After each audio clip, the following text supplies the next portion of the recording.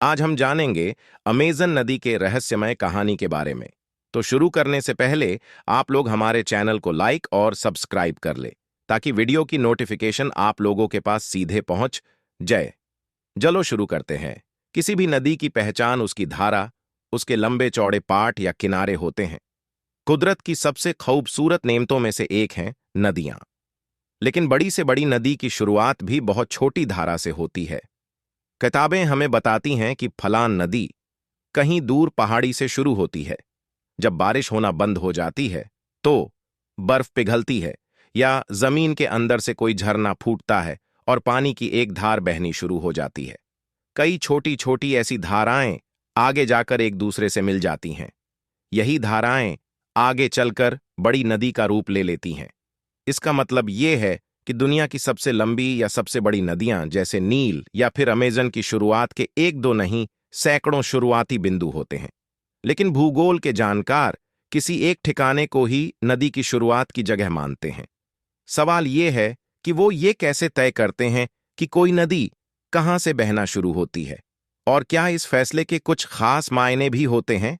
America के Smithsonian national air and space museum के Andrew Johnston कहते हैं कि किसी नदी की शुरुआत के अलग अलग ठिकाने माने जाते हैं, लेकिन कुछ बुनियादी नियम हैं जिनसे किसी नदी का शुरुआती ठिकाना तय होता है।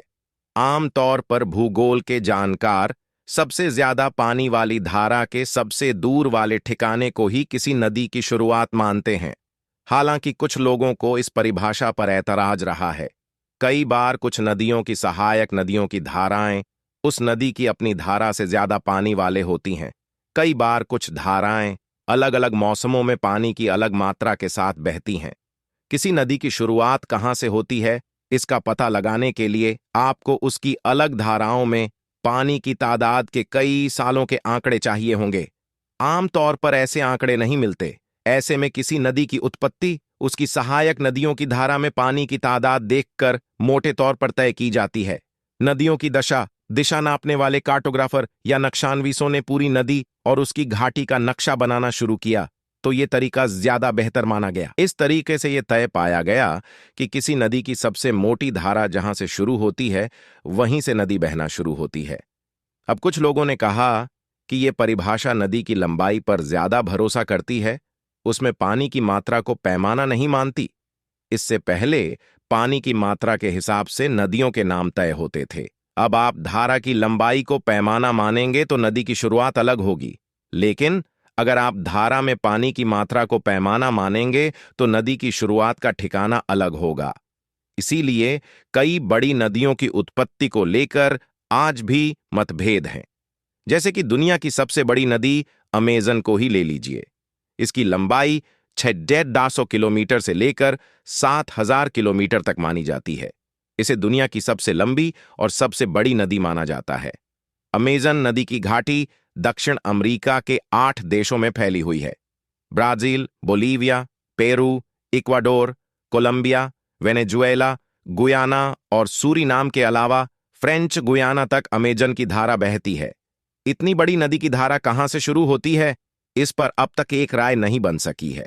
पिछली एक सदी से अमेजन के उद्गम को चिह्नित करने की कोशिश हो रही है। सन 1707 में भूगोलविद फादर सैमुअल फ्रिट्ज ने एक नक्शा छपवाया। इसमें अमेजन का उद्गम लॉरिकोचा झील को बताया गया, जो अमेजन की सहायक नदी मारानोन का स्टार्टिंग पॉइंट है। ये ठिकाना पेरू में है। फ्रिट्ज का मानना था कि मारानोन नदी में अमेजन की सहायक नदियों के मुकाबले सबसे ज्यादा पानी रहता है। लेकिन 20वीं सदी की शुरुआत में कुछ खोजों में यह पाया गया कि अमेजन की शुरुआत पेरू की एपूरिमैक नदी की शुरुआत से होती है। लेकिन इस पर भी आम राय नहीं बन सकी। इस सहायक नदी के उद्गम को लेकर ही मतभेद हो गए। किसी ने पेरू की विलाफ्रो झील को एपूरिमैक का उद्गम माना, तो किसी ने माउंट हुगारा को।